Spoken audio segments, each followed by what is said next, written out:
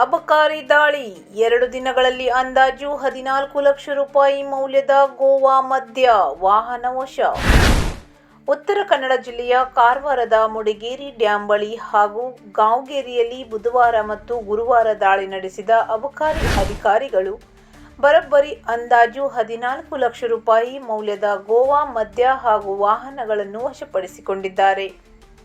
ಕಾರವಾರ ತಾಲೂಕಿನ ಮುಡಿಗೇರಿ ಡ್ಯಾಂ ಹತ್ತಿರದ ಅರಣ್ಯ ಪ್ರದೇಶದಲ್ಲಿ ಗೋವಾದಿಂದ ಅಕ್ರಮವಾಗಿ ಸಾಗಿಸಲಾಗುತ್ತಿದ್ದ ದೊಡ್ಡ ಪ್ರಮಾಣದ ಮದ್ಯವನ್ನು ಅಬಕಾರಿ ಇಲಾಖೆ ಗುರುವಾರ ದಾಳಿ ಮಾಡಿ ಪತ್ತೆ ಹಚ್ಚಿದೆ.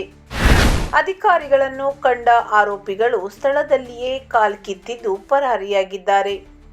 ಖಚಿತ ಸುಳಿವಿನ ಮೇರೆಗೆ ಅರಣ್ಯ ಪ್ರದೇಶದಲ್ಲಿ ಗಸ್ತು ನಡೆಸಿದ ಅಬಕಾರಿ ಸಿಬ್ಬಂದಿ 5 ದ್ವಿಚಕ್ರ ವಾಹನಗಳಲ್ಲಿ ಮದ್ಯ ಸಾಗಾಟ ನಡೆಯುತ್ತಿರುವುದನ್ನು ಪತ್ತೆ ಮಾಡಿದರು. ಕಾರ್ಯಾಚರಣೆಯಲ್ಲಿ ಗೋವಾ ಪೆನ್ನಿ 304.830 ಲೀಟರ್, ಗೋವಾ ಮದ್ಯ 284.280 ಲೀಟರ್ ಹಾಗೂ ಬಿಯರ್ 60.500 ಲೀಟರ್ ಸೇರಿ ಒಟ್ಟು 649.610 ಲೀಟರ್ ಮದ್ಯ ವಶಪಡಿಸಿಕೊಳ್ಳಲಾಗಿದೆ.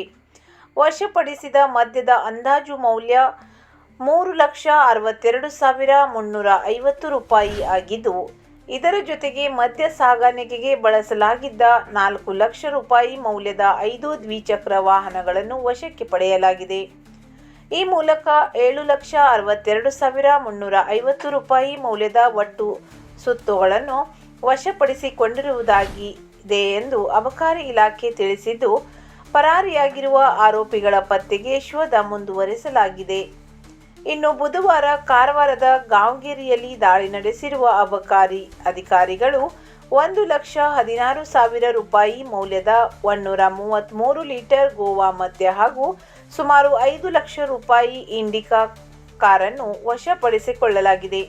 ಈ ಕಾರ್ಯಾಚರಣೆಯಲ್ಲಿ ಅಬಕಾರಿ ಉಪ ಅಧೀಕ್ಷಕ ರಮೇಶ್ ಬಿ ಭಜಂತ್ರಿ, ನಿರೀಕ್ಷಕ ರಂಜಿತ್ ಕುಮಾರ್ ಮಿತ್ರ, ಉಪ ನಿರೀಕ್ಷಕ ನಾಗರಾಜ್ ಕೊಟಗಿ, ಸಿಬ್ಬಂದಿ ಪ್ರವೀಣ್ ಕುಮಾರ್ ಕಲ್ಲೋಳಿ, ಹೇಮಚಂದ್ರ ಈರಣ್ಣನವರ್, ವೀರೇಶ್ ಕುರಿಯವರ್ ಹಾಗೂ ದಿನಗೂಲಿ ಚಾಲಕರು ಇಮ್ತಿಯಾಜ್ ಮತ್ತು ಪವನ್ ಮಸೂರ್ಕರ್ ಭಾಗವಹಿಸಿದರು.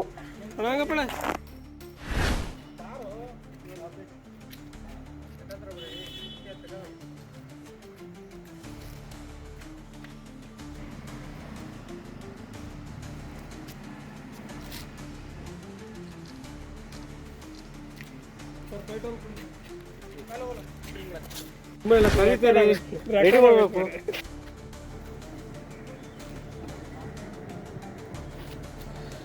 ನೀವು ಬರ್ಲಿಕ್ಕೆ ಹೋಗ್ಬೇಡ ಮಗ, ಸುಮ್ಮನೆ ಇದು ಇಲ್ಲ.